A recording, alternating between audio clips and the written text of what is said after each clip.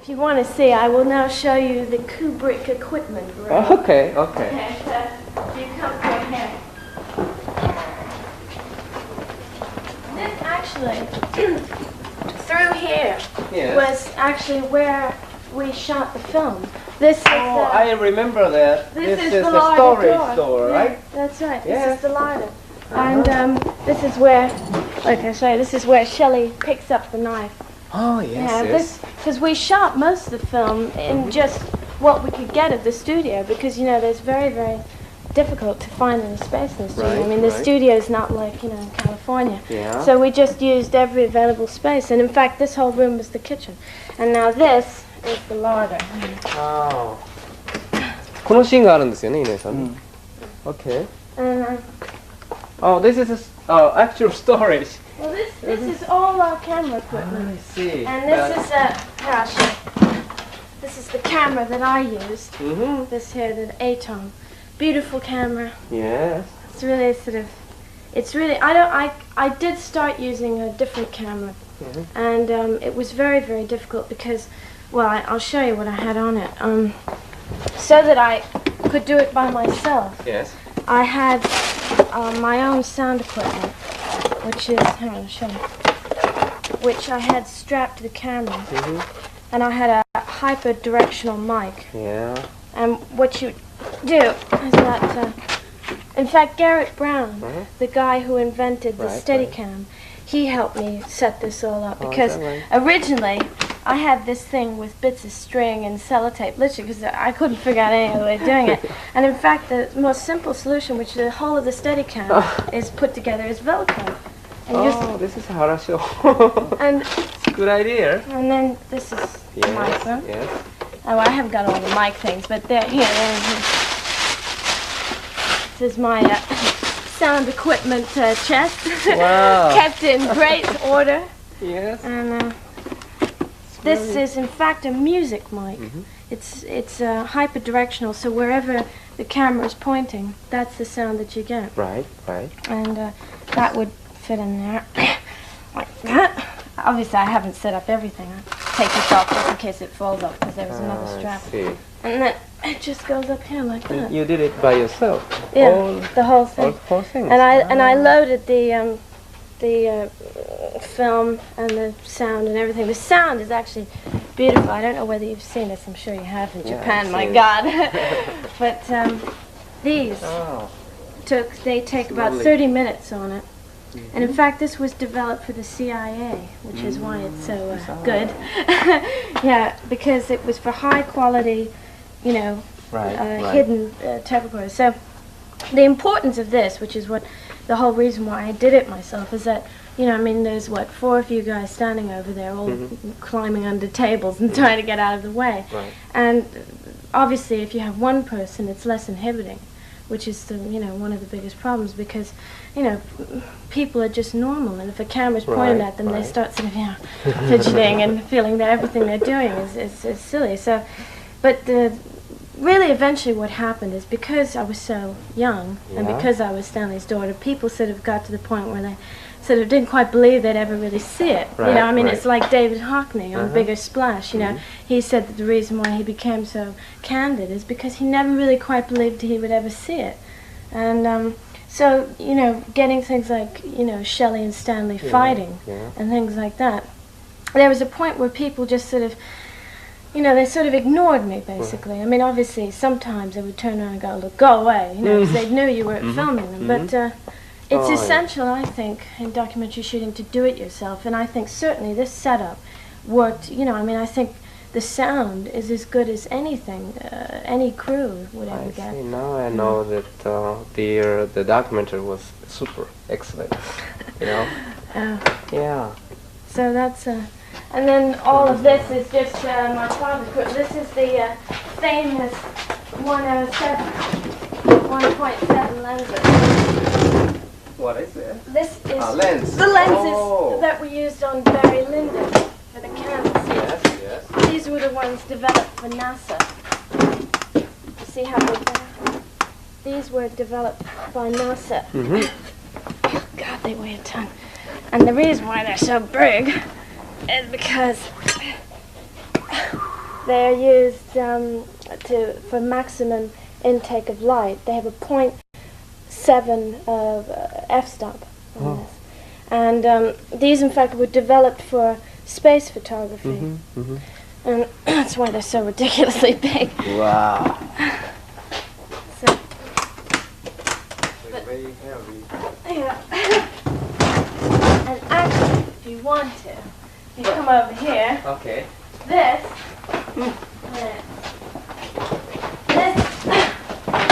is Yes. Shelley Duvall's wardrobe. Oh, in there. yes. This is her dress she wears when Right. she goes to Jack and says to him, "What are you doing, honey?" He says, "Get the hell out of here."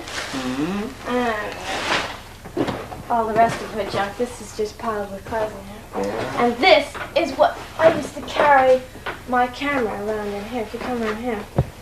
This is a child's pram. Excellent for carrying cameras. Oh. Much better than any grip. Yes.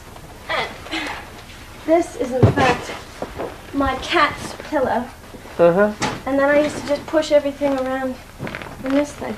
Oh. So, so that's how I used to make it. Because otherwise, you know, I mean, all over the studio, you've been walking around, right? Right. Yeah, you see there's just masses of ground to cover. But anyway, so I'll leave that. Put that Very in. interesting. I can also show you something else if you want. Yeah.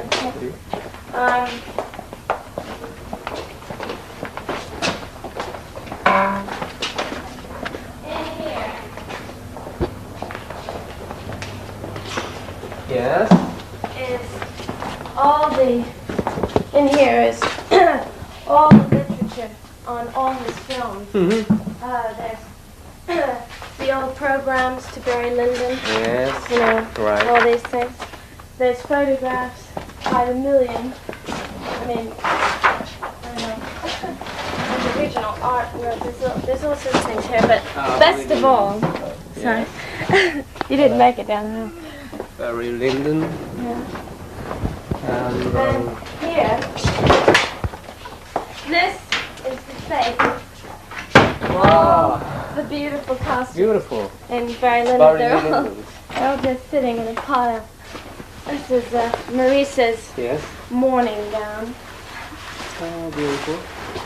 These were all made by Milena and Ulla Britt. They all made all these. But you know, the things that's so sad is that you make all these things for films, and then they end up in, you know, crappy trunks. Right. You know, I mean, this took somebody a long time to make it. But there's no, I mean, that's like, you know, we made 30 doors for for Jack to axe through. So, you know, everything eventually. But there's all the, let's say, all the sort of, well, like a Dapper Boy, lampshades and Jack. This actually, I don't know, have you seen the film? Yes. These originally, all these, this is a prime example of when you make things and they never come through. There was like months spent on these things to be made for the ballroom sequence, and then Stanley decided that they should all just be plain people and not sort of have mass all over you. But there's just, you know, masses and masses and masses of things. Here is, these are 2001. 2001. Oh. These are all the color plates. Oh, what's this? This is, well, you can't possibly see it, but this is one of the plates they use for the back projection for all the ape scenes. And, oh, well, I mean, there's just millions of them in here. You see it in the back. Can you see? Yeah. But, I mean, like, these are all the millions of back projection things. Yes. And, yeah, these are all the African landscapes. And then, yeah. And then these are Videotapes. But you see, the thing is that most of the things, like, oh no, that's just junk. But you end up keeping, I mean, look, that was used in the film. That stays in the thing until it becomes out of date. Yes. It's just that everything gets kept. And so, in fact, all of this is totally useless, but we keep it anyway, for some reason. Oop! Watch it, you're gonna... Very interesting. Very interesting. And believe it or not, this is Barry Lyndon radio spots here. Oh. And this is the way they get kept, you see. In great condition. And well, this is all older stuff. This is like Paths of Glory photographs down there, and you know, various junk. But that's basically what ended up to all the, you know, all those things. So, I can't really think if I can think of somewhere else to show you. Well, I can show you Stanley's office. Yes, How about okay. that? It's an incredibly boring office. I don't think people would believe how boring it is.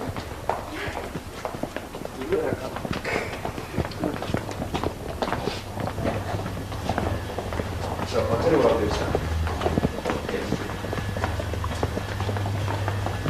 Oh, this is the normal show. This is Stanley's office. And as you can see, it's pretty disorderly. Let's see. I don't think there's anything particular. Yeah. Nothing at all. No. These are all his notes for the laboratories. That's, in fact, I think where he is today, because he's doing all the Spanish and South American prints and dubbing and everything. And then he just keeps them in here. And then this is the poor man's filing system, which is locked. But he has just back. Well, you see, he just has so much paperwork. Junk. Then he has obviously all the things that get written about the film. Things. I mean, it's quite haphazard. I mean, you don't always sort of end up finding the things that get printed about the film. But that's article. I think this is Belgium or something. Do you have father's good picture? Good picture, Stanley? Well, that was the one thing that was always lacking on the film. I mean, eventually we chose some, but they're not really. These are from the film, you know. These are not. Let's think. In fact, a lot of the stills, because, you know, it's very difficult, because what eventually happens is it comes down to inefficiency. Right. It was sort of forgotten to take photographs. And so what was done is that sections of my rushes, which were sort of like close-ups on Stanley and like that, were blown up onto 35 transparencies, and those were used as the promotional photographs of Stanley, because, you know, I mean, this is probably the total amount of photographs that were taken of Stanley on the film. But the stuff that I took of him was obviously... What, these? Sure. Yes, all these. No, I mean, there's not. To shoot the camera later. Yeah. Well, there's copies all over After the we- place. After we go back to Japan, we can shoot this Here. Okay. as Yeah, these are pretty crappy, Oh, these it ones. is. I think they were over there because he didn't choose them. Is that it? No, I don't think he's got these in the publicity thing. But, Okay. Good. okay. Okay. Okay. Let's go back to the room. Okay.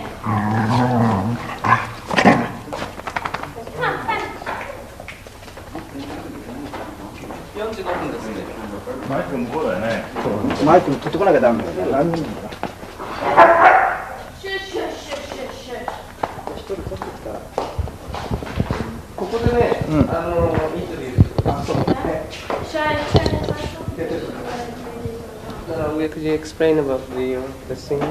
This Well, the scene. and okay. Shall we show it? All right. Okay. Well, this actually is not the room in the end, but is there a main point of this whole thing? This is a place where we saw. Well, no. Here, I'll show you. Well, I'll just make it go faster. Now this. Yes. I'll show you. This is the door of where we actually went in. Right. And let's get him in there. And there we are. Now, that is where I was showing you the sound equipment. Yeah. And actually, but the whole of this room was just masses of box of photographs of research for, you know, the inside of what lavas look like and for all the rooms that we used in the film. But this is the bit I was talking about. Just here, this is where Scatman makes contact with Danny. Obviously with no sound, it doesn't make very much sense at all. But anyway, so this is over. Yeah. And this is where, I mean, well, I'll keep it running, otherwise you won't see it. But back there, at the very back of the room, is where my cutting room is now. Oh, so all of these rooms have served a sort of a four seasons purpose. They've all been used for every single thing. I mean, in the film, for the film, everything. Okay. But, Cut.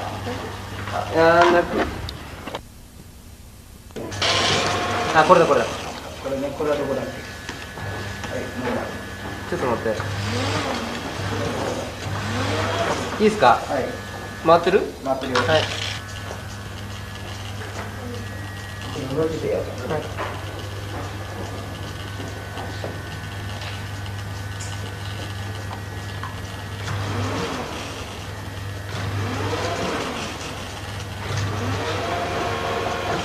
はい、いいですね。OK。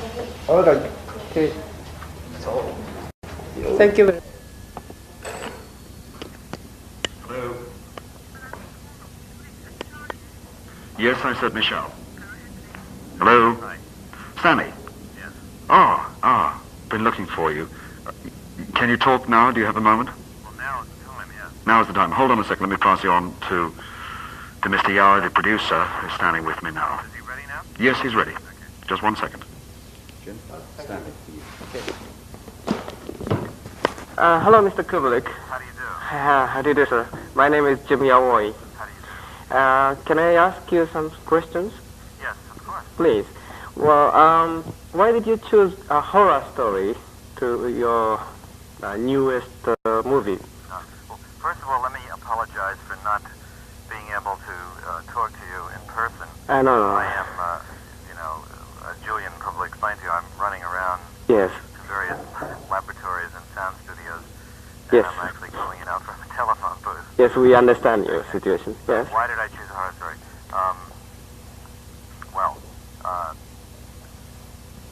You could ask me that question about every film I've made, and it would be difficult for me to answer. I read a lot, and obviously always looking for a film story. And it's a little bit like somebody saying, "Why did you fall in love with your wife?"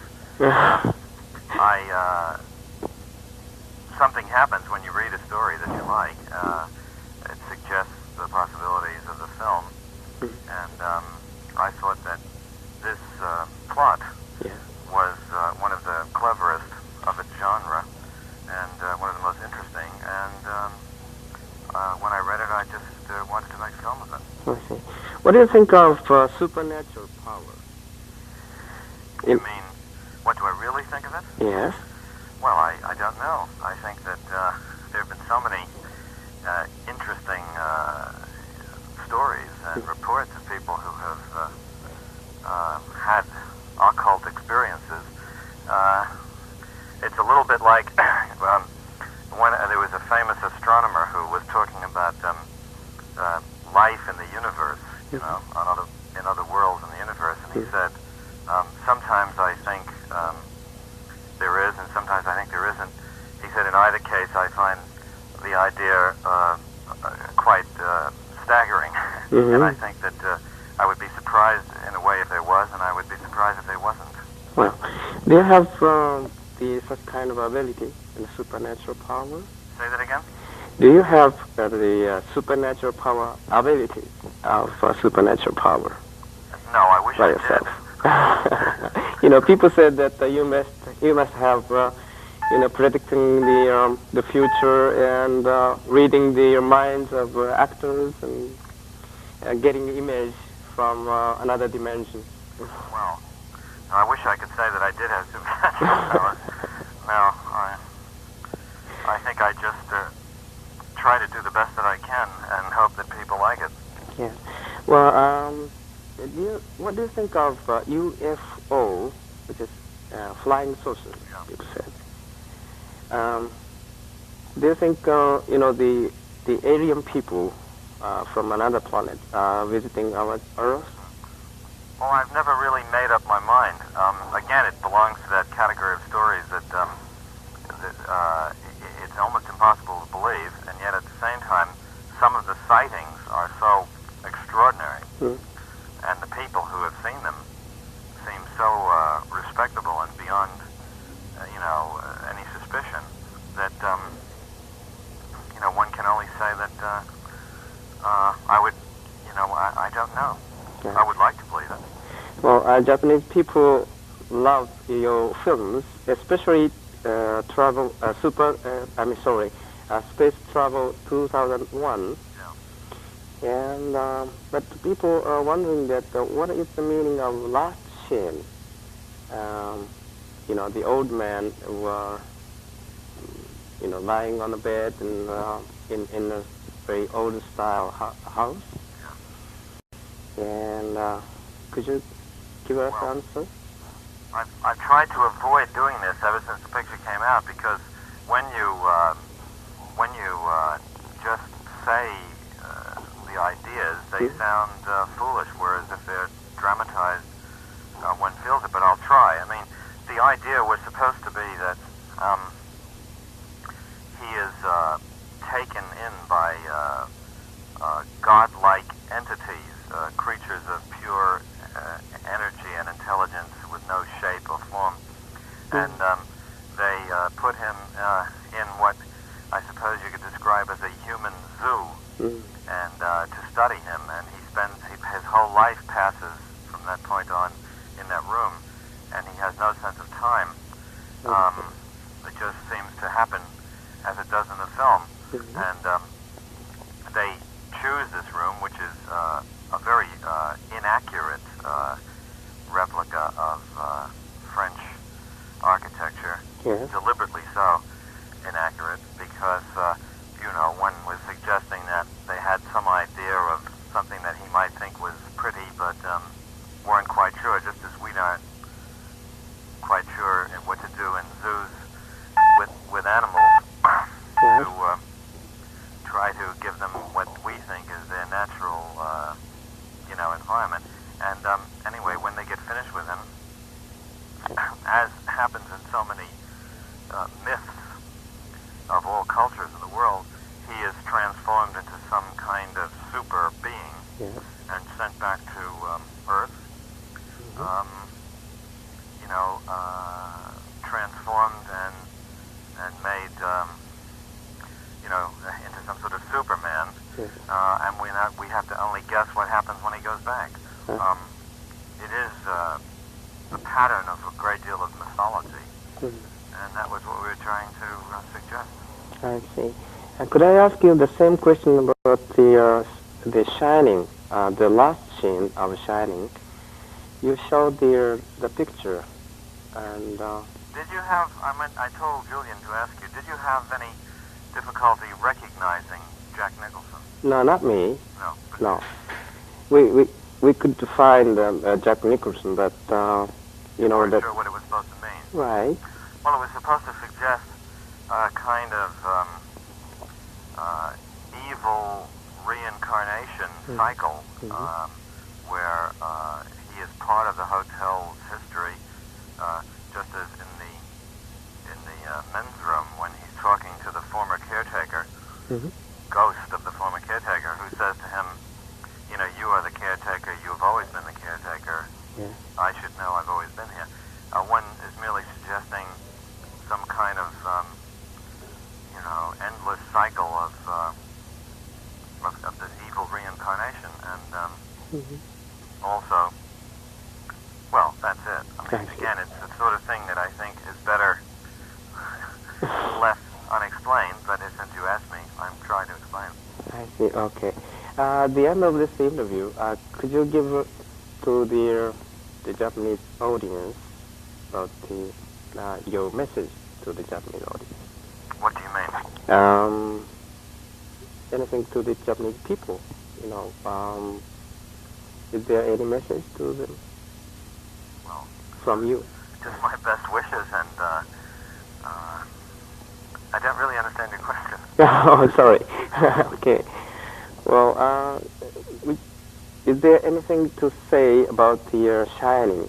Oh, I see what you mean. Well, no, I never like to say anything about my films because I think that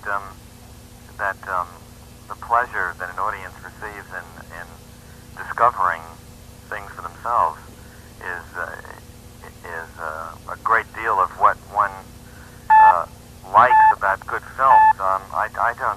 I know myself, I don't like to read what something is about or to be told before I see it, or what it means.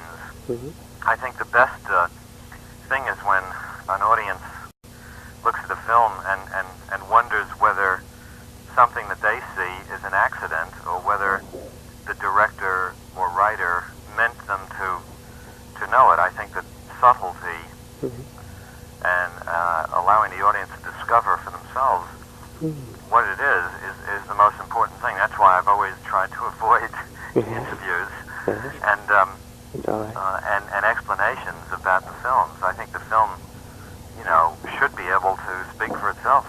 Yes. Well, I understand, quite understand. Thank you very much, Mr. Kubrick. Well, is that all you want to talk about? Yes, it was excellent. Thank you very much. Again, I apologize for not being there. I hope my daughter is helping you. Yes, yes. She is very good help. Well, thank you very much again. Thank you. Thank you, sir. Bye-bye.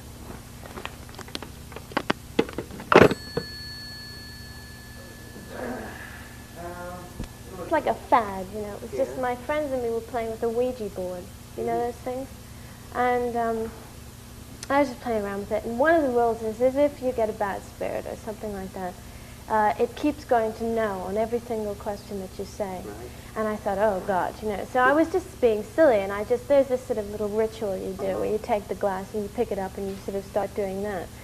And I was a bit scared, I don't know why, but anyway, and I picked it up and it literally, and I'm not lying or anything like this, I'm sure this sounds utterly fantastic, but the glass just went like that. Wow. It just sort of exploded. And it just went like that and just fell on the Ouija board just in hundreds of pieces. And I was just, even the base of the glass had broken.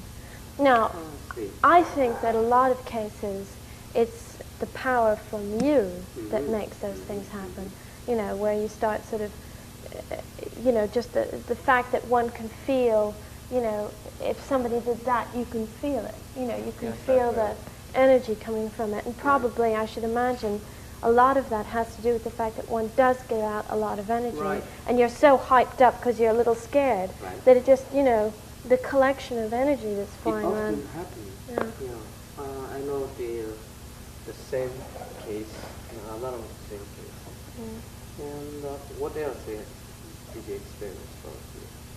Well, I mean, the thing is that when you're a child, you get yourself so hyped up anyway, because I was always very frightened, because my parents used to go to parties when we lived in New York, and in New York, the TV goes on until God knows what else. And I was about, 6 or 7 years old, and we had this big house in Long Island, and I used to just watch horror films all night. So, I completely freaked myself out because I was so terrified. But, there were times like that where I really, I'm sure a lot of people have always felt that maybe something was holding them or touching them or being near them and things like that when I was a child. But I think that so much of that is because one does scare oneself so terribly when one's a child that you just think all sorts of things. But I've often had, in fact, the man who put on my television program in England, I'd met him at a dinner party 2 months before, and I just sort of, talked to him, nothing in particular. And it didn't really register. And he said, oh, well, when you finish your documentary, ring me up at home or whatever, and I'll look at it and see what it is. So, fine. And I'm sitting there 2 months later in my office where, in this house where Stanley was cutting everything, not here, somewhere else. And I was, watching my rushes on video, and all of a sudden I was completely sort of struck by this feeling that this man, Alan Yentl, was going to ring me and ask me out to dinner, which is utterly fantastic, because I'd met him once and I hadn't seen him in 2 months. And it just kept going, and I kept thinking, Christ, what am I thinking this for? And I was trying to concentrate. And all of a sudden the phone rings, and I suddenly sort of, it's even stronger that I felt this.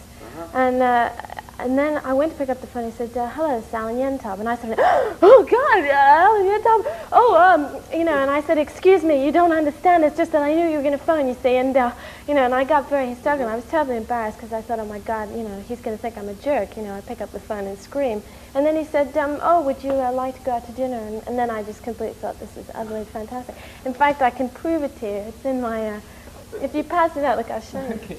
Look, this is my diary, you see.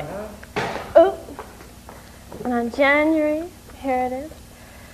Oh. See? Almost had a heart attack, was thinking Alan Yentob gonna phone, scream, eek. See? So, but the things like that I find is what happened. But I've never, I wish I could, but I've never seen it. Have you experienced it in poltergeist? You know what it is? Oh yeah, when it moves things around, right. Well, I've never actually experienced that at all. I mean, the only thing that I really believe is that I know that people have seen ghosts. I know that friends of mine have said they've seen ghosts. I've known that they've said they've heard things, that they've felt very strange and everything. But I think that a lot of these experiences are suggestive. You start thinking about it. You start getting frightened. And then because, I mean, there's now a lot of discussion on, for instance, schizophrenia and manic depression, where in fact it's chemicals in your brain that induce certain characteristics. And I'm sure that if one's hyped up enough and scared enough, you can produce enough adrenaline and whatever else you may have in your mind to induce you to see things, to be so scared that you actually do see things. But in terms of actually very strange things, where like there's writing on the wall and God knows what else, I've no explanation for it, and I don't dismiss it because it could be true, but then again it probably isn't true because there's a lot of weirdos. In fact, on Lyndon, I never met so many weirdos in my entire life. In Ireland, most of the aristocrats that live there, I mean, with all due respect, they're a little sort of crazy. And one place we went to where we shot a scene, it was called Huntington Hall. And they were all spiritualists there. And I had the most bizarre conversations where they say, oh no, we have ghost spirits come here all the time, and we speak to them and talk to them. I mean, obviously people do believe it, but I mean, I suppose I would believe it if I really saw something, but I haven't, so. Okay, let's start let's start your interview. Vivian, how old are you? Well, now I'm 20. Yeah. Are you do you have any brothers and sisters? Yes, I have 2 sisters. They're both older than I am. No, both older. One's 21 and the other one's 26. And the one that's 21 is going to the Royal College of Music, and she's studying opera. And my other sister, Catherine, she's in fact just down the studio. She's working on the Muppets. She does art direction. So that's what she's doing. And you are doing the editing the film? Well, I shot the film and then I edited. Well, I finished the editing, obviously, because you've seen it. But, I mean, the things that I've got left now are just sort of tidying up things, like making shorts for Paris News, like when you came in. That's what I was. Are you going to be the movie director? I want to. I mean, I really do want to. I think that, obviously, it's very suspect if children of movie makers want to be movie makers. I mean, it's a bit sort of, oh, God. But, I mean, the thing about, if you look at all people who are very successful, like, you know, pop stars, they all end up wanting to make films. I mean, George Harrison is producing films. Barbra Streisand obviously got into films, and she's now directing one. And, you know, there's something about films which is in no other art form, in that in order to make a film, you have to go through almost every process that is artistic. You know, I mean, obviously, you know, you say artistic and people start puking. You know, okay, well, it's just a work, but you're trying to do something that ultimately will be considered, you know, artistic. And, you know, there's art direction, there's costume, there's makeup, there's acting, there's writing, there's cinematography, there's, you know, everything you can think of. And you know, because I wouldn't consider myself a, you know,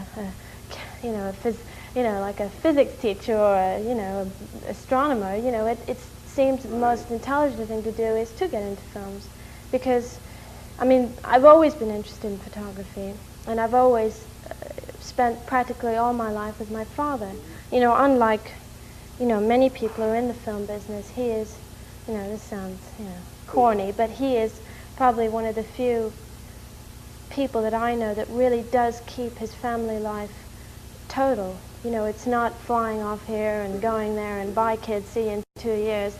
You know, because every film that he's ever made has always been near home, and it's always been, if we've ever gone anywhere, we've gone with him. And so, as a result, I've always been on films. I mean, I went on to 2001 when I was 6. I mean, that's basically how I got to be in the thing, because I was just, you know, walking around the studio doing nothing. And, you know, I mean, films are fascinating. I mean, that's why people, you know, write millions of books about it, and there's nothing but people talking about films, because it is, you know, incredible. The whole concept of movies is incredible. The fact that people turn out to be enormous stars, you know, gods and goddesses, even though they shouldn't really be. People build them up so much in their minds that they become that. Films are an incredible phenomenon. I mean, I don't think anyone could have believed that it would have turned out the way that it did when they started.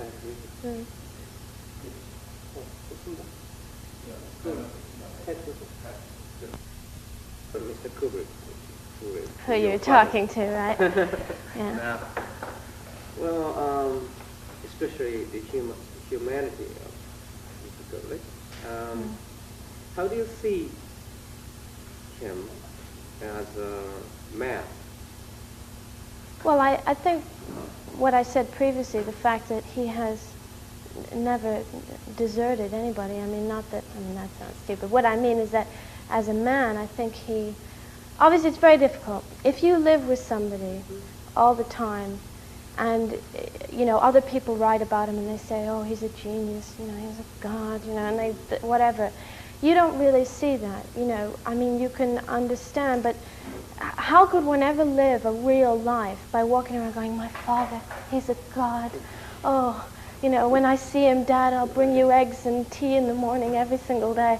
You know, it's not like that. You know, he's my dad. I mean, I don't think people realize how incredibly normal it all is. I mean, I was showing you all the, you know, junk that we've got from films. You know, people think that films are sort of, you know, incredibly mechanized and organized and everything. And I don't think people realize how compromising films are. You know, the fact that, oh my God, we forgot to shoot that today. Well, you know, that's it. What is his personality? His personality, I think you could probably judge well for yourself on the telephone, that he's very uncomfortable in a situation where he has to talk about, you know, his films. I mean, I don't blame him. I mean, it's very difficult because one never wants to appear to be foolish. And, you know, so, but certainly I think that, excuse my dogs, they're just all freaking out back there. No, I mean, I don't really, the problem about asking a question like that is that whatever I say will sound sort of silly. But basically, in terms of his character, he's incredibly hardworking. I don't think, and, you know, he works constantly. You know, maybe that's not good for him, but he feels that that's necessary. He would feel worse on holiday, sitting there doing nothing, than if he was actually, you know, reading or, you know, playing chess or whatever he, you know, finds that entertains him. But certainly, I think out of all the people that I've ever met in the film business, he certainly is the most, I mean, I've said hardworking, but he's certainly the most careful as well. You know, I mean, people say, you know, he spends so much time making films. Well, then look at all the films that take a year to make, and they're crap. So you know. How many, you know, the holidays does he have in a year or in a month? He doesn't have any holidays. I don't think I haven't been on a holiday in my entire life either. I mean, holidays are really, I mean, I think if you analyze it, people go on holidays because they hate work. And they go, oh God, another 2 weeks and I'll be on holiday. Oh heaven, you know. And if you enjoy what you're doing, it's worse if you go on holiday, because then you're not doing what you'd like to be doing. Obviously, one doesn't sit there, 8:30 in the morning, jump up, go to your desk, work till 11. I mean, it's not like that. But, it's just a calm, normal, consistent progression of work. Well, how is he as a father? Well, I said, I mean, he's terrific. I don't think, I keep having to qualify these things I'm saying because, they would be considered highly suspect if I sit here going, oh, my dad, But I do feel that for him. I feel tremendous respect. I feel very grateful at the fact that unlike many parents, they actually, have a lot of faith in their children. I mean, my father has always tried to make all of us and help all of us in whatever we wanted to do. My sister wanted to be an opera singer, so, all our lives we'd have piano lessons, we've had music lessons. Anya used to do operas with Jonathan Miller, the youth. Do you know Jonathan Miller? She used to do children's operas in the Roundhouse in London, and, he's always tried. I mean, for instance, when I started this film, I didn't like school. I always found school a very different environment to really exist. It was something that I was never comfortable in. So consequently, I left school itself when I was 15. And then I had to get some examinations. So I then went to college, and I left college when I was 16. Spent the summer wondering what on earth I was going to do. Started, I had a lot of friends who were musicians. That's also, you see, my mother's parents were all opera singers. And, it's a very musical side of the family. So, of course, that's always been an arm. My mother was a ballet dancer and the sort of German equivalent to Doris Day in the 50s. I mean, she used to, in Germany, she was the sort of little starlet.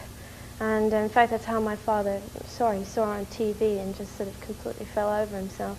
Because he thought she was so beautiful. And then she, quite coincidentally, she came for the audition of the part for Paths of Glory. And of course, he took his chance. And, but going back to him, he also, when I started this film, he said, okay, well, work in the art department, that's fun. And I was working in the art department when I was 16 on this film. And, I was making models and doing research and making tea and, and I thought, oh God, I can't bear this any longer. I'd like to do what I was doing when I was in school, which was singing and writing songs and being in a band. Now, that probably sounds a bit silly, but anyway. And so he said to me the night I was going to break the news to him that I wasn't going to be in the art department anymore, he said, Viv, your mother and I, we feel that it's about time you made a film. Because I'd always been very interested in films, and I had made many films, in school by myself and things like that. And of course, I wasn't going to miss this chance. So I said, I'd absolutely, God, I'd be totally crazed if I thought, okay, so. And then I just started, and I literally just walked in and just started shooting, just started filming. Dougie, all the crew that work on my father's film have worked on it since the beginning of time. I can't remember when they came on, but all the major people, the focus pullers, the continuity lady, everybody, they all end up being the same people every film. And so they all helped me, get the equipment, learn about it. And then it really was, he just said to me, the only way you're ever going to learn how to do this is to just do it.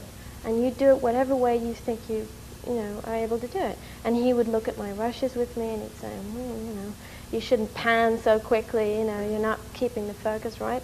And, that's really all that I did. And for a year I was filming everybody.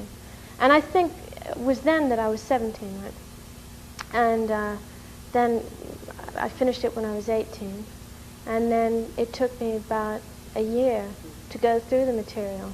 Because the other thing is I transferred all the sound. Obviously it was on 1/8 of an inch SN tape, and I transferred it all onto this. And I had to do it myself, because obviously people said things that you wouldn't ever want anyone to hear, And so I transferred the whole thing myself, which took me about 2 months, because it's like, just millions of feet. And then it was all transferred onto video. And I watched it on video for about 6 months, just going through it, making millions of notes. These aren't actually the books, but they're somewhere back there. And it takes a long time because, you know, you find things interesting and then you look at it and you go, I wonder if anyone else would find it interesting, whether they'd find it funny. And it's also very difficult because you're trying to at least give character, you know, portray everybody that's important, Stanley, Jack, and Shelley, and Danny, without doing it in a way that appears to be, you know, all these films that they make about films have this very synthetic feel about it. They're all sort of cutty and, you know, like I was saying, you know, an army of technicians comes in and here's Mr. Kubrick, hi, you know, and they're all very sort of, you know, synthetic. It's not real. And so the thing that I hope that this documentary would do is that it does show the reality. It shows that Shelley was jealous of Jack, and that Jack did piss around a lot, and that Danny is very funny, and that my father works hard, and that all these things, and to try and represent it in half an hour. I mean, so. Yeah, that's the point where I noticed in your film. Yeah. Yeah, that's very, very nice. You know, it's very good. I can say documentary film. Yeah. Okay, thank you very much. You're welcome. Thank you. Passes very quickly. But,